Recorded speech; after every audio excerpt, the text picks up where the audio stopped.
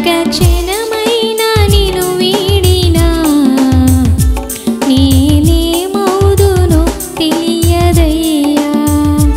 ఒక్క క్షణమైనా నిన్ను వీడినా నేనేమవుదునో తెలియదయ్యా. ప్రభు నీ తోడు నీ నీడలో నే నిలబ్రతుకుచున్నానయ్యా. ప్రభు నీ తోడు నీ నీడలో నే నిలబ్రతుకుచున్నానయ్యా. ఒక్క క్షణమైనా నిన్ను వీడినా నేనేమవుదునో తెలియదయ్యా. ఒక్క క్షణమైనా నిన్ను వీడినా నేనేమవుదునో తెలియదయ్యా.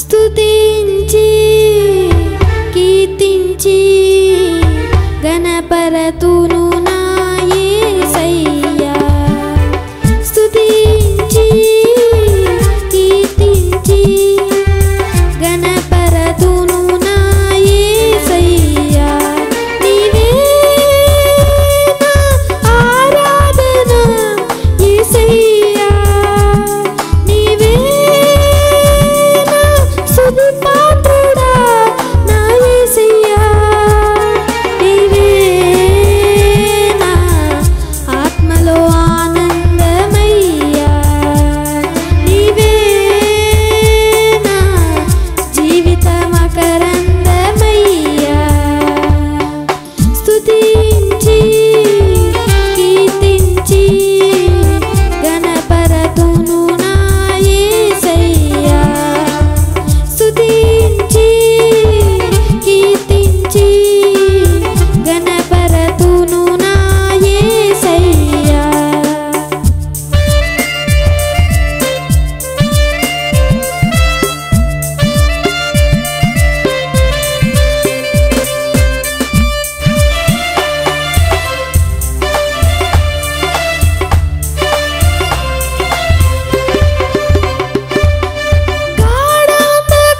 గాఢాంధకారములోన వెలుగై నడిపించినావా అగాధ జలములలోన మార్గము చూపించినావా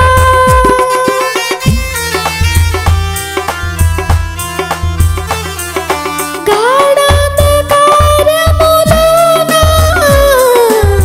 వెలుగై నడిపించినావా అగాధ జలములలోన మార్గము చూపించినావా అనుదినము మన్నా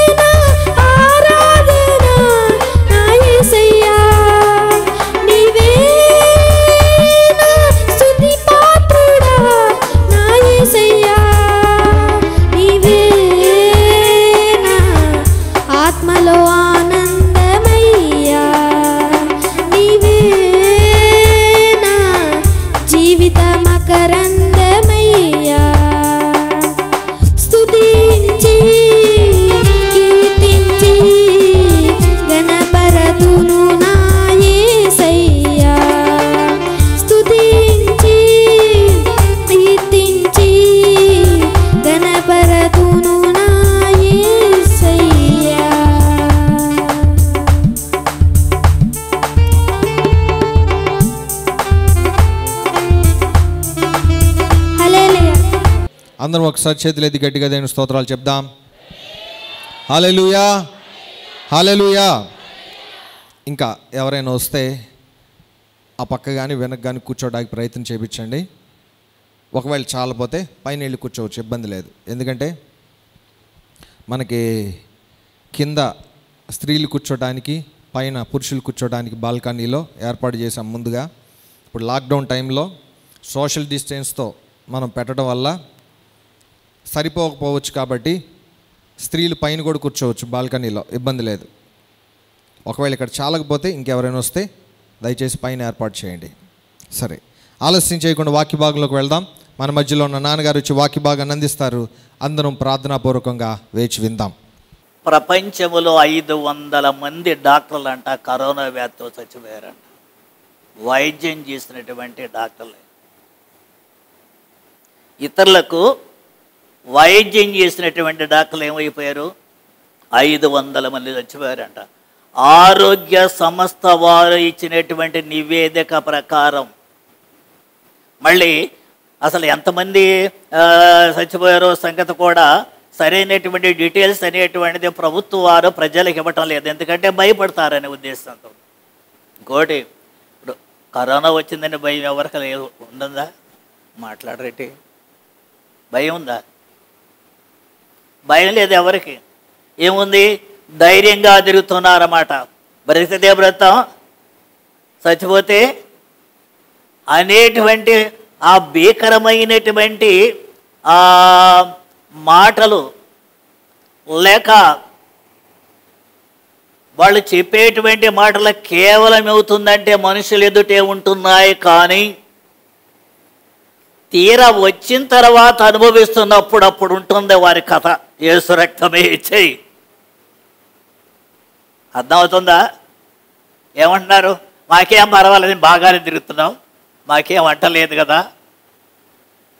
మన అమెరికా అధ్యక్షుడు కూడా ట్రంప్ కూడా ఏమన్నాడంటే, నేను మాస్క్ పెట్టుకోకుండా తిరుగుతున్న చూడండి ఎంత బాగున్నాను అన్నాడు. ఇప్పుడు చాలా బాగున్నాడు కదా. ముఖం అంతా ఎట్లా పెట్టాడు తెలుసా? మీరు చూసే ఉంటారు వార్తల్లో. చాలా బాధ పెడుతూ బాధగా ఉంటున్నటువంటి పరిస్థితి ఉండింది. యేసు రక్తమే ఇచ్చేయి. హల్లెలూయా. పైకి మనం అందరం నాకేం బాధ లేదులనే చెప్పుకునేటువంటి ప్రక్రియ ఈనాడు ఎవరికి సరైనటువంటిదిగా మాత్రం కనబట్టలేదు. కనుక ప్రార్థన చేసేవారని, సేవకులని, ఇంకొకరని దానికి ఏమి జాలి మాత్రం లేనే లేదు. జాలి ఉందా? రోగానికి ఏమైనా జాలి ఉందా? వయసు వాళ్ళని జాలి ఉందా? ప్రార్థన చేస్తాను, యేసు ప్రభు ప్రార్థన చేస్తున్నారులే, నేను అంటుకోకూడదు, నేను వారికి ఏ బాధ కలిగించకూడదు అని ఏమన్నా జాలి దలిచే పరిస్థితి చేస్తుందా? వీళ్ళని కూడా తీసుకుపోతుంది. యేసు రక్తమే చెయ్యి. అర్థమవుతుందా? అదే ఇక్కడ సంభవించినటువంటి సంఘటన. Praise the Lord. Hallelujah, hallelujah. దేవుని పరిశుద్ధ గ్రంథములో ఒకటి వ్యక్తిగతమైన రీతిగా తప్పేటువంటి ప్రక్రియ దైవ గ్రంథములో వ్రాయబడి ఉంది. మనుష్యుడు వ్యక్తిగతంగా తనకు తానే తప్పిపోయే ప్రక్రియ, వెనుతిరిగే ప్రక్రియ, లేక దూరం అయ్యేటువంటి ప్రక్రియ. రెండవది, ఇతరుల ద్వారా ఏమవుతున్నాడంటే తాను దేవునికి తప్పిపోయి దూరం అయ్యే ప్రక్రియ ఉంటుంది. యేసు రక్తమే చెయ్యి. ఉదాహరణకు మీకు అర్థం అవటానికి బైబిల్లో నుంచే లూకాసు వార్త 15వ అధ్యాయములో మీరు చదవక్కర్లేదు, వినండి. తప్పిపోయిన కుమారుడని వ్రాస్తాడు. అవునా? మాట్లాడరేటి? వాడి తప్పిపోవటానికి కారణం ఎవరు? తండ్రి కాదు, తన సహోదరుడు అంతకంటే కాదు, ఆ ఇంటిలో ఉంటున్న పనివారంతకంటే కాదు. ఎవరు కారణమై ఉన్నారు? ఎవరు కారణము? వాడి స్నేహం చేసేటువంటి వారే కారణమై ఉన్నారు. ఈనాడు చాలామంది యవనస్తులైనటువంటి పిల్లలు కానీ ఆడపిల్లలు కానీ మగపిల్లలు కానీ చెడిపోవటానికి కారణం ఎవరో తెలుసా? వాళ్ళ స్నేహమే.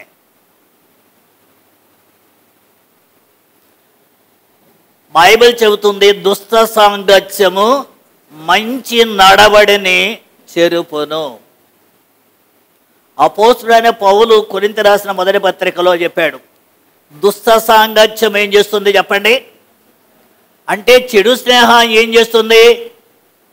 మంచి స్నేహాన్ని, మంచివాని ప్రవర్తన ఏమవుతుందంటే పాడు చేస్తూ ఉంది. చెడు మంచి ఎప్పుడు కూడా చెయ్యదు. చెడు దానికి పేరెందుకు పెట్టారంటే అది పాడు చేసేటువంటి బుద్ధి ఉంది కనుక దాన్ని చెడు అనేటువంటి పదం మనం ఉపయోగిస్తున్నాం. చెడులో మంచి ఉందని చెప్పుకునేటువంటి మనుషులకి ఏమవుతుందంటే దాని ప్రభావము వాళ్ళు అనుభవించేంత వరకు తెలియటం లేదు. చాలామంది అంటున్నారు చెడు బాగా ఉంటుందంటే, ఇప్పుడు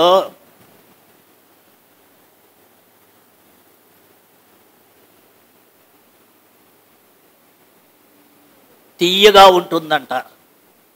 చెడు ఎలా ఉంటుంది చెప్పండి? ఏవ గ్రంథములో ఏడు చెప్పాడు, అది తీయగా ఉంటుందంట.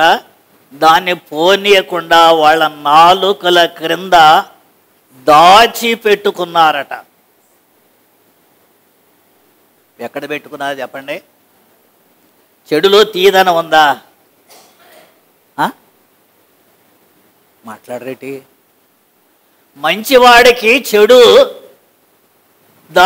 దానిలో ఉంటున్నటువంటి తీయదనం అనేటువంటిది వానికి తెలిసిందా? ఎంతమందికి చెడులో తీయదనం ఉందన్న సంగతి అర్థమైతే వాళ్ళ జీవితాలు ఎలాగ పతనమైనో సంగతి వాళ్ళకి ఎరిగేటువంటి ప్రక్రియ తొందరగా వాళ్ళకి అర్థం కావటం లేదు. అర్థమవుతుందా? ఇప్పుడు ఉదాహరణ చెబుతాను వినండి.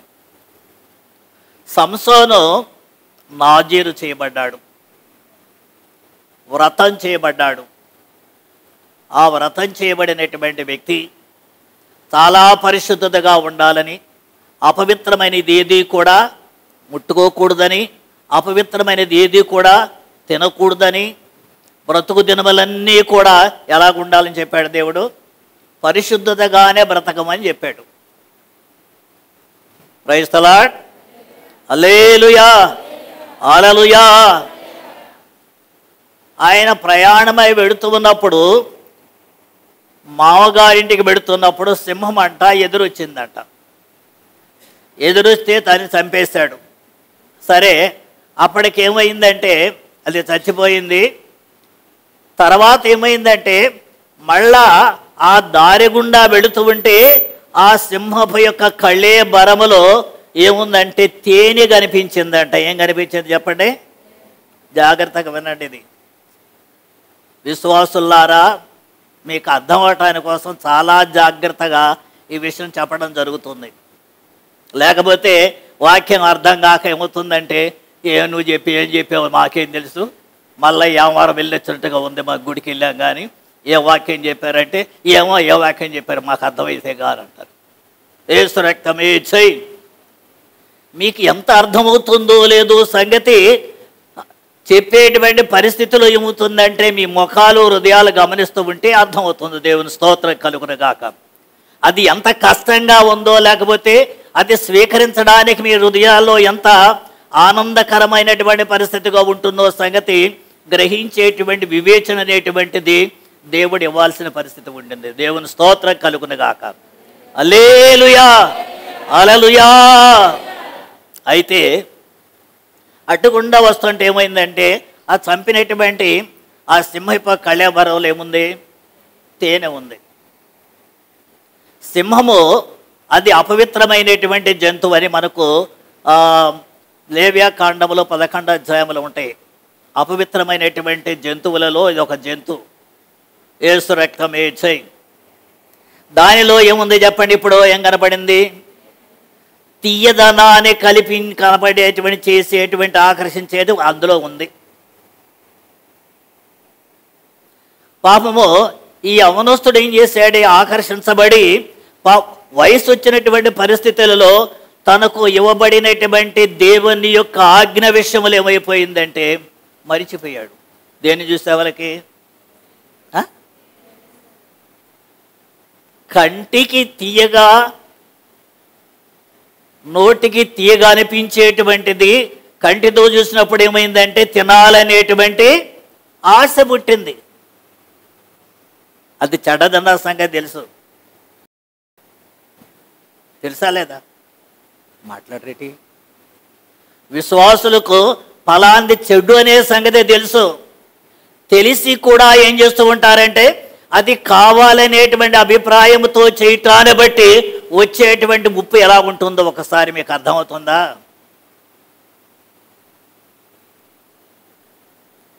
వెళ్ళాడు, తిన్నాడు, తినేం చేశాడంటే తల్లిదండ్రులకు కూడా రుచి చూపించాడు. తను జడ్డాలు కాకుండా ఏం చేశాడు? ఇతరులకు కూడా చెడిపేశాడు. మీరు చెడిపోయారంటే మీ పిల్లలు చెడిపోతారు, జాగ్రత్త. మీరు మంచిగా ఉంటే మీ పిల్లలు కూడా మంచిగా ఉంటారు. మీరు మంచిగా మాట్లాడుతుంటే మీ పిల్లలు కూడా మంచిగానే మాట్లాడతారు. మీరు చెడుగా మాట్లాడుతుంటే ఆ ప్రభావం ఏమవుతుందంటే మీ పిల్లల మీద పడుతూ ఉంటుందన్న సంగతి గుర్తుపెట్టుకోండి. కొన్ని సందర్భాలలో మీరు ఏమవుతారంటే కోపోద్రేకముతో ఏదో మాట్లాడేటువంటి అపవిత్రమైనటువంటి మాట మాట్లాడారంటే దూరాన్నించి గమనిస్తున్నటువంటి మీ పిల్లలు వెంటనే దాన్ని క్యాచ్ చేసి వాళ్ళు కూడా అవసరం వచ్చినప్పుడు అదే మాటను మాట్లాడి మిమ్మల్ని ఏం చేస్తారంటే కించపరిచే రీతిగా చేసే ప్రక్రియ ఉంటుంది. చాలా కుటుంబాలు జరిగేదే పరిస్థితి అదే.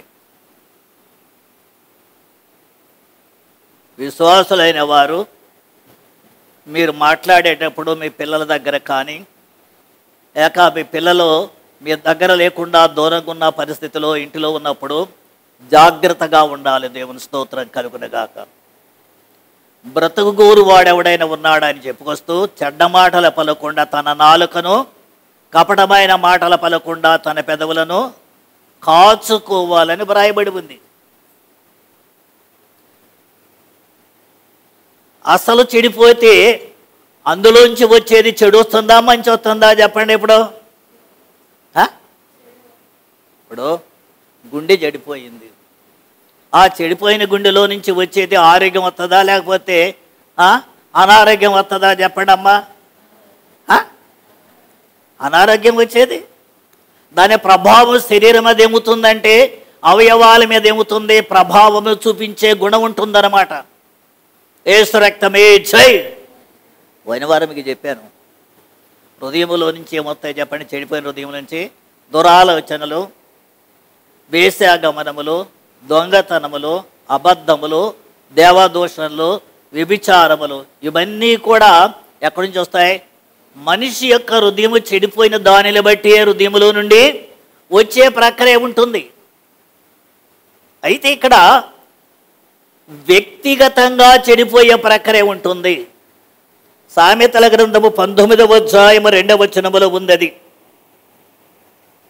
తీయద్దు కానీ ఇంటి దగ్గర జాగ్రత్తగా గమనించి చదువుకోండి.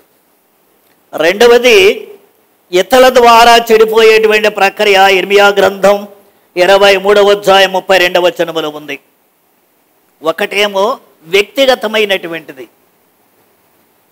తనకు తానే తెలిసి చేసుకునేటువంటిది. రెండవది తనను ఇతరులు ఏమవుతున్నారంటే చెడిపోయేటువంటి ప్రక్రియ, తప్పించే ప్రక్రియ.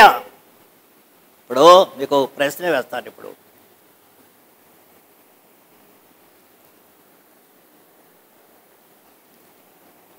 ఆదాము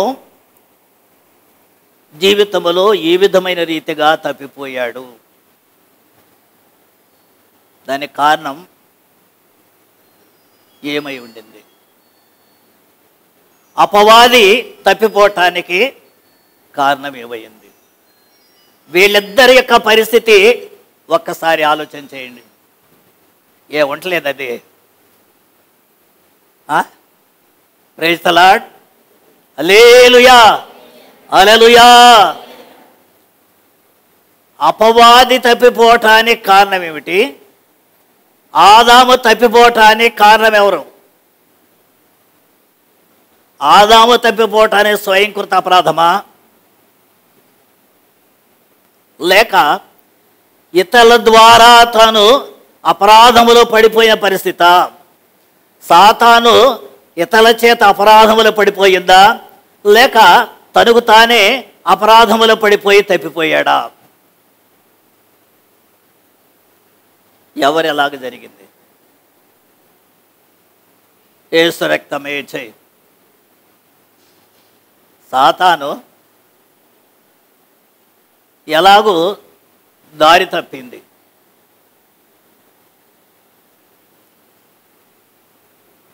అది దాని జీవితాన్ని గురించి యెహెజ్కేలు గ్రంథం 28వ అధ్యాయంలో వ్రాయబడి ఇంటి దగ్గర చదువుకోండి. అభిషేకించబడినటువంటి కెరూబ్ అని దైవ గ్రంథములో వ్రాయబడి ఉంది. మంచి జ్ఞానము కలిగినటువంటిదై, సౌందర్యముతో ఉండినటువంటిదై, అది దేవుని దగ్గర ఏమవుతుందంటే చాలా నమ్మకమైనటువంటిదిగా ఉండింది. దాన్ని ఎవరు దారి తప్పించారు? సైతాన్ని ఎవరు దారి తప్పించారు? మాట్లాడరు. ఎవరు తప్పించారు?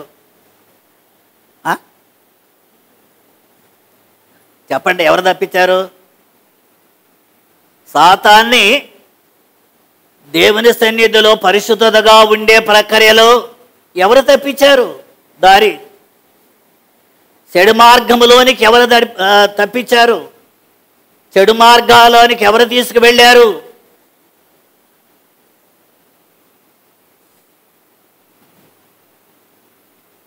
మరి ఆదామును మాట్లాడరు.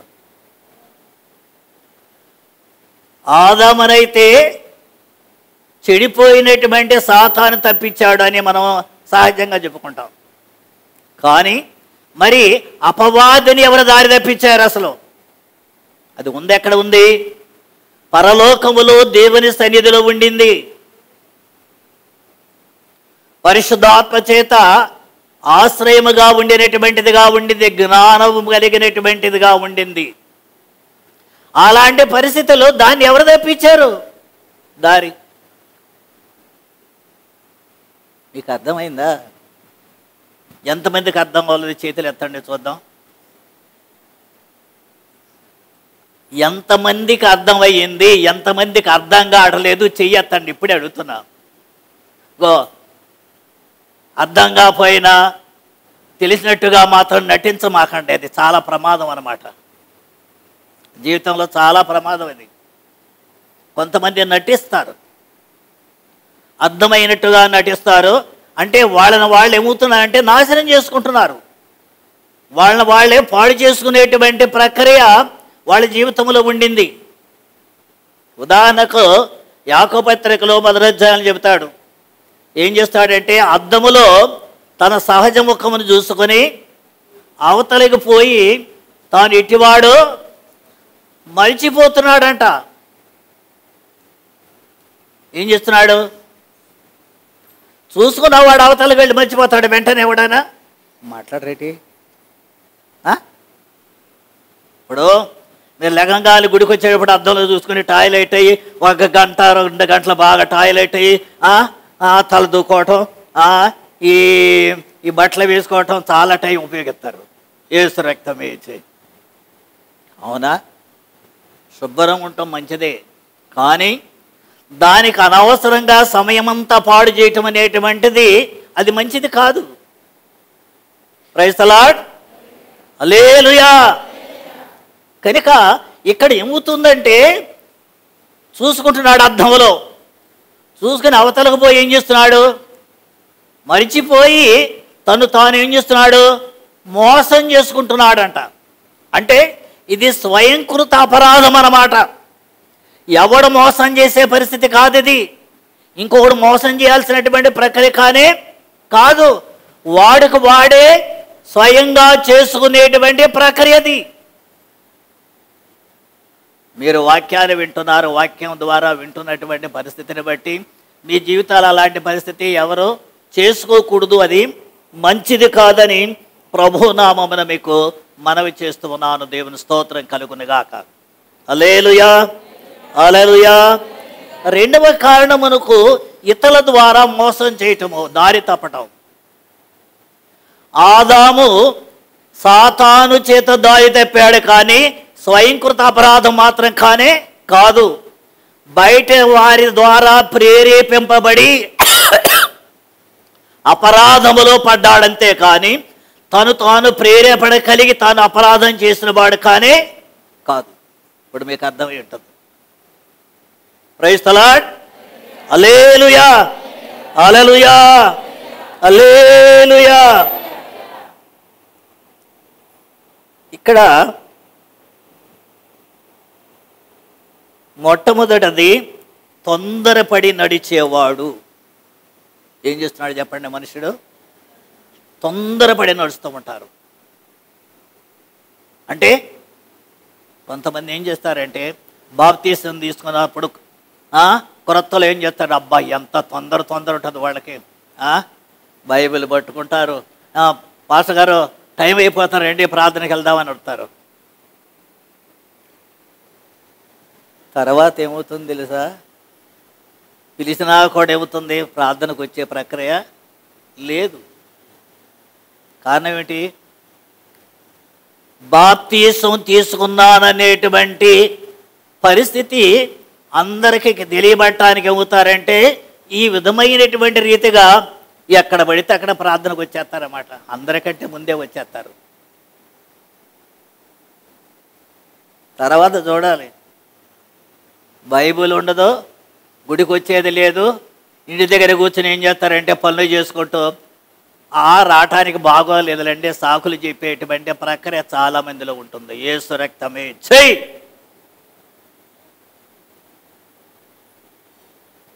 కనుక ఒక వ్యక్తి జీవితములో తొందరపడి నడవటాన్ని బట్టి కలిగే పరిస్థితి ఏమిటంటే దారి తప్పిపోతాడు.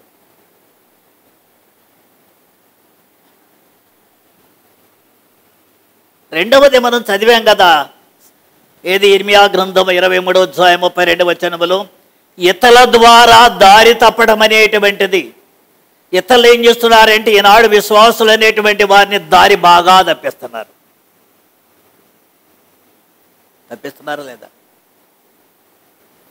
మీరు బావుగా పరిగెత్తుచుంటారు, కానీ మిమ్మల్ని పరిగెత్తకుండా ఎవడు మిమ్మల్ని అడ్డగించనని గలతీ పత్రికలో 5వ అధ్యాయంలో అపోస్తుడైన పౌలు తెలియజేస్తున్నాడు. బాగా పరిగెడుతున్నారంట గల్లయులు, కానీ పరిగెత్తే వారిని పరిగెత్తనివ్వకుండా అభ్యంతరపరిచి దారి తప్పించే ప్రక్రియ చేస్తున్నారంట. ఈనాడు కూడా జరిగేటువంటి ప్రక్రియదే. విశ్వాసుల జీవితములలో, ఆత్మీయ జీవితములో దేవుని వాక్యమని నేర్చుకుని దిద్దుబాటు కలిగి ప్రభువస్తున్నటువంటి రాకడకు సిద్ధపడేటువంటి విశ్వాసుల జీవితాలు ఏం చేస్తున్నారంటే దారి తప్పించేస్తారు. ఏమవుతుంది? అది చాలా మంచిగా ఉంటుంది కదా. యేసు రక్తమే చెయ్యి.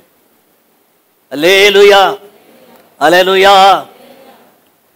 కనుక ఈనాడు చాలామంది చేస్తున్న పరిస్థితి ఏమిటంటే ఆరాధనకు వచ్చే వాళ్ళకి మాస్కులు ఉండలేదు, శానిటరింగ్ లేదు, తర్వాత ఈ టెంపరేచర్ చెక్ చేసే ప్రక్రియ లేదు. మేము ఆరాధన చేస్తున్నాం, మేము కూడా అలాగే హాయిగానే ఉన్నాం అనుకుంటున్నారు. హఠాత్తుగా ఎప్పుడు వస్తుందో ఎవరికి తెలియదు. తెలుసా? మాట్లాడరేటి? ఒక సంఘటన చెప్పనా? సింగనూరు జరిగిన సంఘటన. మన సుగుణమ్మ గారి ఇంటి దగ్గర ఐపీసీ పాస్టర్ గారు ఒక ఆయన ఉన్నాడు. మనం చర్చి ఓపెన్ చేయకపోతే ముందు అప్పుడు ఓపెన్ చేసి నేను చర్చి పెడుతున్నాను రండి అని యోహాన్ గారి భార్య గారిని అడిగారట. అడిగితే వాళ్ళు అన్నారంట, మా పాస్టర్ గారు పెట్టట్లేదు అని. అంటే మీ పాస్టర్ గారికి కరోనా అంటే భయం కనుక అందుకే పెట్టలేదు అన్నాడంట. అర్థమైందా? మరి ఇప్పుడు ఏమైంది? ఎంతమంది కట్టించాడో ఇప్పుడు యేసు రక్తమే చేయి. ఎంతమంది జీవితాల్లో బాధపడుతున్నారో ఆ సంగతి ఆయనకు అర్థం అవ్వట్లేదు. తను బాధపడేది అర్థమవుతుంది కానీ తల కంటించిన సంగతి ఎంతమంది ఆ బాధతో బాధపడుతూ విలపిస్తున్నారో సంగతి ఆయనకి తెలియదు. విశ్వాసులు కూడా అలాగే ఉంటున్నారు. ఇప్పుడు మంచి చెబితే ఏమవుతుంది? బాధ కలుగుతుంది. కానీ మీ ఇష్టం వచ్చినట్లుగానంటే ఏమవుతుందంటే అబ్బాయి ఎంత ఆనందంగా ఉంటుంది. Praise the Lord. హల్లెలూయా. దేవుడు కూడా చెప్పేది అదే. మీ ఇష్టం వచ్చేట్టుగా బ్రతకడానికి కొరకు కాదు దేవుడు మిమ్మల్ని రక్షించుకున్న సంగతి మర్చిపోవద్దు. Praise the lord. మిమ్మల్ని సరైనటువంటి పద్ధతిలో పరిశుద్ధత కలిగి జీవింపచేయటానికి మాత్రమే దేవుడు మిమ్మల్ని ఏం చేశాడంటే రక్షించుకున్న కారణం అది గుర్తుపెట్టుకోండి. Praise the Lord. Hallelujah, hallelujah. అంతేగాని ఇష్టం వచ్చి నేను రక్షించాను కదా పర్వాలేదు స్వాతంత్రం వచ్చేసింది కనుక మీ ఇష్టం వచ్చినట్టు తిరగండి అంటే అసలు క్రమ పెడితేనే సరిగ్గా ఉండక మధ్యలో రాలిపోయి చేరవలసిన గమ్యస్థానం చేరకోకుండా వాళ్ళ జీవితాలు స్వతంత్రించుకోలేని పరిస్థితి వచ్చేసింది. ఆనాడు 6 లక్షల మంది బయలుదేరినటువంటి వాళ్ళు వాగ్దానం చేసినటువంటిది ప్రాముఖ్యమైనటువంటి ప్రదేశానికి తీసుకువెళ్ళటానికి ఆయన ఎంత ప్రయాసపడ్డాడంటే చాలా ప్రయాసపడ్డాడు అక్కడ దేవుడు. మీకు అర్థం కావట్లేదు. ప్రయాసపడింది మోషే కాదు. పగలేమో మేఘస్తంభంగా ఉన్నాడు, రాత్రేమో అగ్నిస్తంభంగా ఉన్నాడు. వారి యొక్క ముందు వెనుక ఒకవేళ భయవేస్తుండే మధ్యలోకి వచ్చి ఆయనతో వారితో కూడా ఉండి ఎంత హాయిగా తీసుకెళ్తున్నాడంటే చాలా హాయిగా తీసుకెళ్తున్నాడు. Praise the Lord. హల్లెలూయా. తర్వాత వాళ్ళు దేవదూతలు భుజించేటువంటి ఆహారాన్ని తీసుకొచ్చి పెట్టాడు. బండలో నుంచి నీళ్ళను తీసుకొచ్చి ఇచ్చాడు. వారు నడిచేటప్పుడు కాళ్ళు వాయలేదట. ఏం వాయలేదు? కాళ్ళు వాయలే. కాసేపు కూర్చుని మనవాళ్ళు కాళ్ళన్నీ వాసిపోతాయి. ఇప్పుడు యేసు రక్తం ఇచ్చేయి నడిస్తే వాసిపోతాయి మనకి. అవునా? మాట్లాడరేటి? చెప్పులు పాత గిలలేదంట. 40 సంవత్సరాలు ఎవరి చెప్పులన్నా పాతకి పోతాయా లేకపోతే కొత్తగా ఉంటాయి? చెప్పండి ఇప్పుడు విశ్వాసులారా, ఒక్కసారి ఆలోచన చేయండి. మన చెప్పులు 2వ నెలలోనే ఏమవుతాయంటే మాసిపోతాయి. పాత అయిపోతాయా లేదా? అంటే అంత క్రొత్తదనం అనేటువంటిది చెప్పులకే దేవుడు కలుగు చేసిన 40 సంవత్సరాల జీవితములలో దేవుని యొక్క శక్తి సామర్థ్యాలు ఎరిగినటువంటి ఈ ప్రజల బ్రతుకులలో ఏమైపోయిందంటే విధేయత ఉండిందా? గోటి వస్త్రాలు మాసిపోలేదట, పాతగిలిపోలేదట.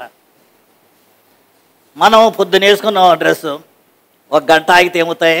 చెమట బట్టి మాసిపోతాయి, వాసన వస్తాయి. అవునా? మీరు ఎంత కొత్త వేసుకోండి, గంట తర్వాత ఏమవుతాయో తెలిసే కంపు కొడతాయి. యేసు రక్తమే చెయ్యి.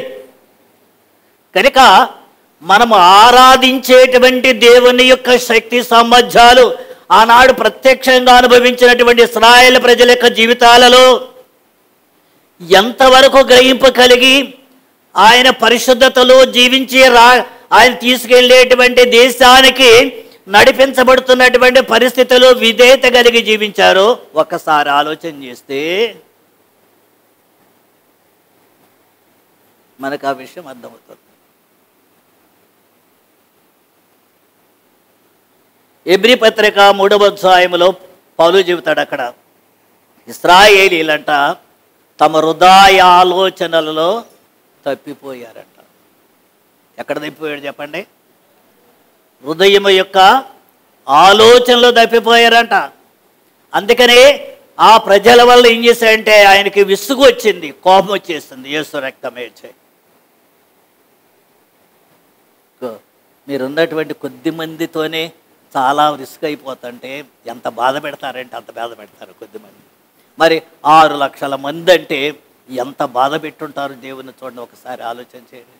మీ ఇంట్లో 2 పిల్లలు ఉంటేనే 2 పిల్లలతో నువ్వు యాగలేక చేస్తానని అందరితో చెప్పుకుంటావు, అవునా? మరి గుళ్ళోకి వచ్చి అందరినీ ఏం చేస్తావు? బాధ పెట్టేస్తావు. ఇంటిలో 2 పిల్లలతోనే నీ విసిగిపోయి బాధపడే పరిస్థితుల్లో గుళ్ళోకి వచ్చి ఎంతమందికి ఆ విధంగా బాధ పెట్టే ప్రక్రియ చేస్తున్నావు? ఒకసారి ఆలోచన చేసు. Praise the lord. కనుక 40 సంవత్సరాల కాలములో వారు ఏం చేశారంటే దేవుని విసికించారట. యేసు రక్తమే చెయ్యి. అంత దయగలిగినటువంటి దేవుడికి ఏమైందంటే కోపం వచ్చేసింది. బైబిల్ చెబుతుంది ఆయన కోపము ఎంత? క్షణం. దయ అందుకనే భయం లేకుండా బ్రతుకుతున్నారా? మాట్లాడరేటి? తప్పు కదా. ఒక క్షణం కోపానికి మనిషి యొక్క జీవితములలో తట్టుకోలేరు. క్షణకోపానికి ఏమైపోయిందంటే మిరియమ్మ మాట్లాడిన దాన్ని బట్టి శరీరం అంతా ఏమైపోయింది? క్షీణించిందా లేదా? 90వ కీర్తనలో మోషే చెబుతున్నాడు, నీ కోపాగ్ని వలన మా శరీరములో ఆరోగ్యము క్షీణించిపోయింది.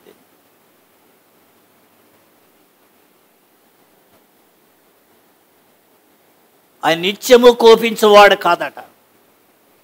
ఆ విధంగా నేను కోపించినట్లయితే నా మూలముగా జీవాత్మ నశించిపోతుంది అని అంటున్నాడు. అంటే ఎప్పుడు నేను కోపం చూపించడం లేదు, నన్ను విసిగిస్తున్నప్పుడు మాత్రమే కోపం వస్తుంది మీ మీదకి అంటున్నాడు దేవుడు. మరి ఎన్నిసార్లు విసిగిస్తున్నా? ఎన్ని సంవత్సరాలు విసిగిస్తున్నావు నీవు? ఇర్మియా చెబుతున్నాడు, కోపించుచునే వాత్సల్యమును చూపించువాడు అంటున్నాడు. కోపం చూపుతూనే ప్రేమ చూపిస్తున్నాడంట, దయ చూపిస్తున్నాడంట. Praise the Lord. హల్లెలూయా. ఎవరి విషయంలో?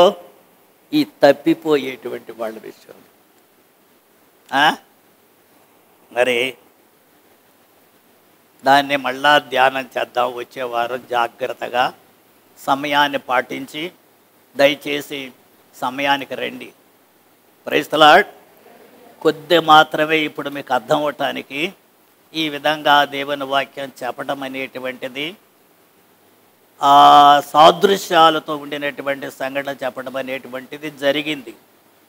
Praise the Lord. Hallelujah, hallelujah. కనుక మర్చిపోకుండా హృదయంలో భద్రం చేసుకొని ఇక్కడి నుంచి వెళ్ళేటప్పుడు ఆ వాక్యాన్ని ప్రభువును స్తుతిస్తూ మీరు మీ జీవితాల్లో వచ్చేవారమంతా కూడా క్షేమకరంగా ఉండాలని ప్రభునామని మీకు మనవి చేస్తున్నాను. తలవంచండి, ప్రార్థన చేద్దాం.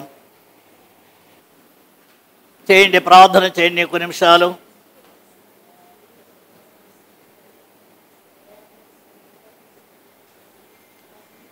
ఉదయ కాలములో దేవుని పరిశుద్ధ గ్రంథములో నుండి కొంత మనము దేవుని మాటలో ధ్యానం చేశాం.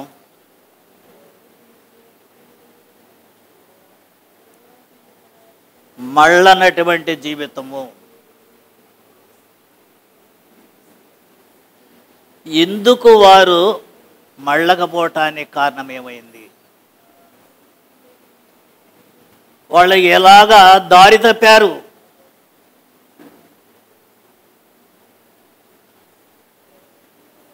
స్వయంకృత అపరాధం వలన లేక ఇతరుల వలన వారి దారి తప్పింది?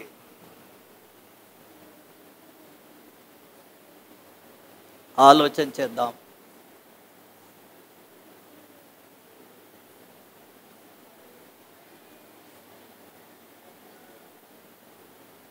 దారి తప్పినటువంటి వ్యక్తుల జీవితాలలో దేవుని వాక్యములో మనము చదివినటువంటి మాటలు ఒకసారి మననం చేసుకుందాం.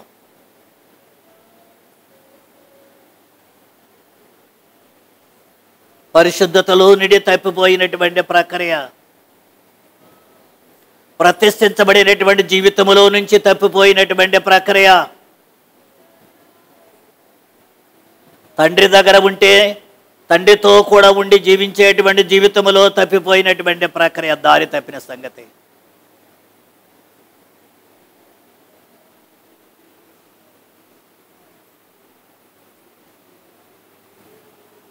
ఒక్కసారి ఆలోచన చేద్దాం. తప్పిపోవటానికి కారణము నీకు నీవేనా, లేకపోతే ఎవరైనా సరే నిన్ను ఆ విధంగా చేసి ఉన్నారా?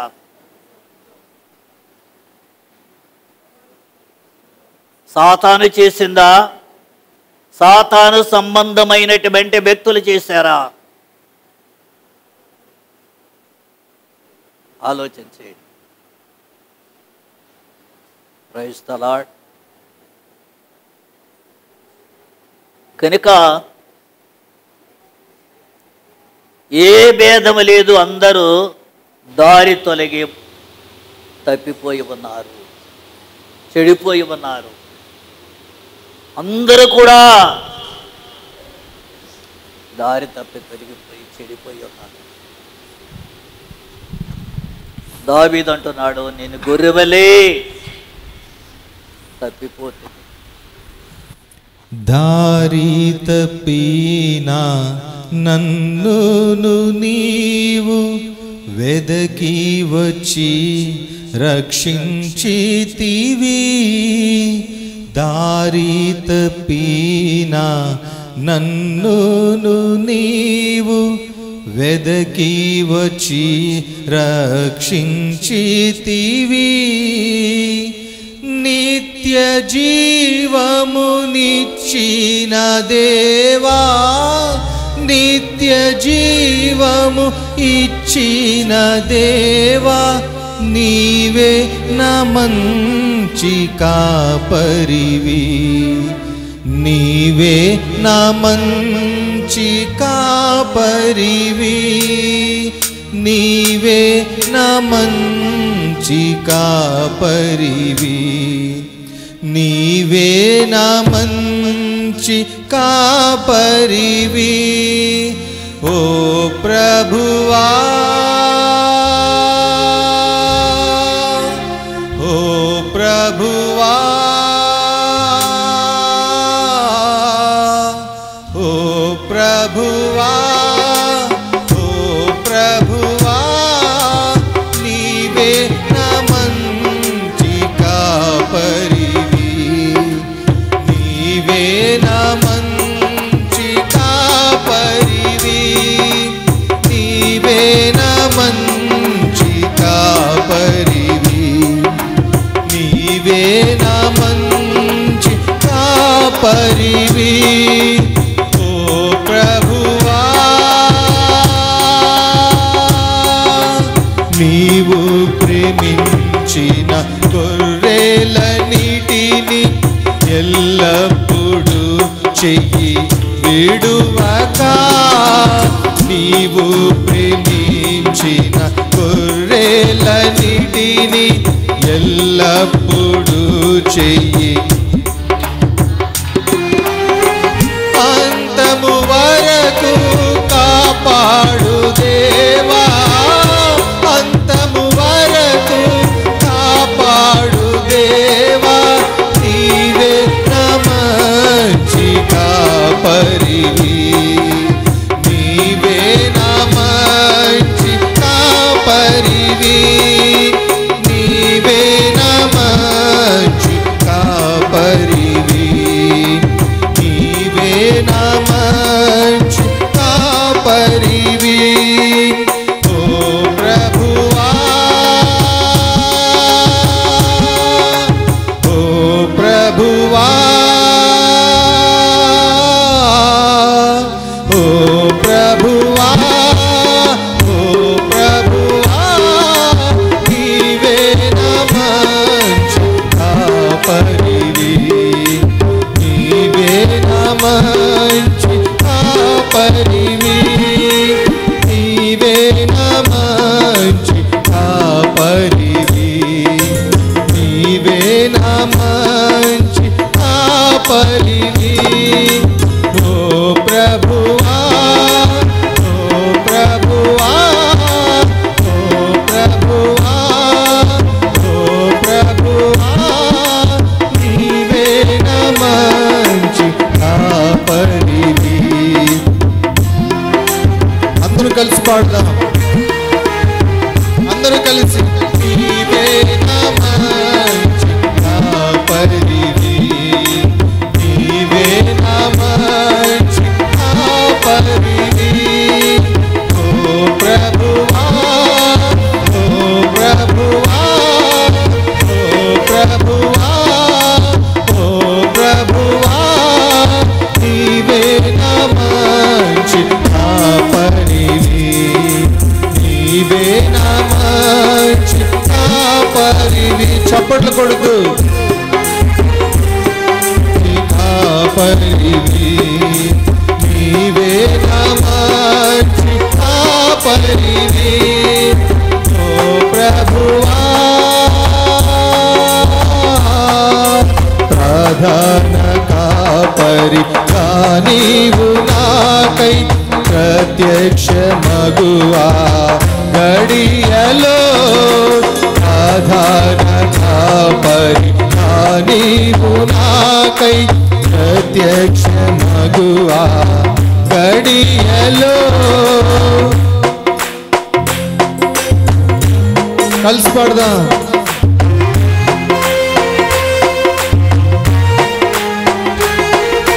నీవే నా మంచి కాపరివి నీవే నా మంచి కాపరివి నీవే నా మంచి కాపరివి నీవే నా మంచి కాపరివి ఓ ప్రభువా ఓ ప్రభువా ఓ ప్రభువా ఓ ప్రభువా నీవే నా మంచి కాపరివి నీవే నా మంచి కాపరివి నీవే నా మంచి కాపరివి నీవే నా మంచి కాపరివి ఓ ప్రభువా.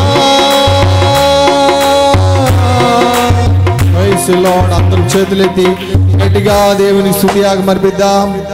Praise lord. Hallelujah hallelujah hallelujah hallelujah hallelujah hallelujah hallelujah hallelujah hallelujah hallelujah hallelujah hallelujah హల్లెలూయా. నీవు ప్రేమించిన గొర్రెలన్నిటిని ఎల్లప్పుడూ చెయ్యి విడువక నీవు ప్రేమించిన గొర్రెలన్నిటిని ఎల్లప్పుడూ చెయ్యి విడువక అంతము వరకు కాపాడు దేవా అంతము వరకు కాపాడు దేవా నీవే నా మంచి కాపరివి నీవే నా మంచి కాపరివి నీవే నా మంచి కాపరివి నీవే నా మంచి కాపరివి ఓ ప్రభువా. Praise the lord. ప్రభువా దారి తప్పిన మమ్మల్ని వేదిక రక్షించారు మీ సన్నిధిలో మీ బిడ్డలుగా మమ్మల్ని నిలబెట్టారు మీకు లెక్కలేని స్తుతులు స్తోత్రాలు అర్పిస్తున్నాం తండ్రి. వారు మళ్ళకు ఉన్నారని మీ లేఖనాల ద్వారా మాట్లాడుతున్నారు. అనేకులు తమ ఆత్మీయ జీవితంలో పడిపోయి మీ వైపు మరలక లోకంలో తమ జీవితాన్ని వ్యర్థముగా గడుపుతున్నారు నాయన. అడ్డి బిడ్డల్ని మీ వాక్యము చేత మీరు సంధించినందుకు మీకు వందనాలు. వాక్యము వారి హృదయంలో మీరు ముద్రింప చేయండి. మీ బిడ్డలుగా మీరు రాకడకు సిద్ధపడినట్లుగా మీరే కృప చూపించండి. ఇంతవరకు మాతో తోడైండి నడిపించినందుకు మీకు లెక్కలేని స్తుతులు స్తోత్రాలు అర్పిస్తూ మా ప్రియ రక్షకుడైన యేసుక్రీస్తు వారి పరిశుద్ధమైన నామం పేరిట అడిగి వేడుకుంటున్నాం తండ్రి. ఆమేన్.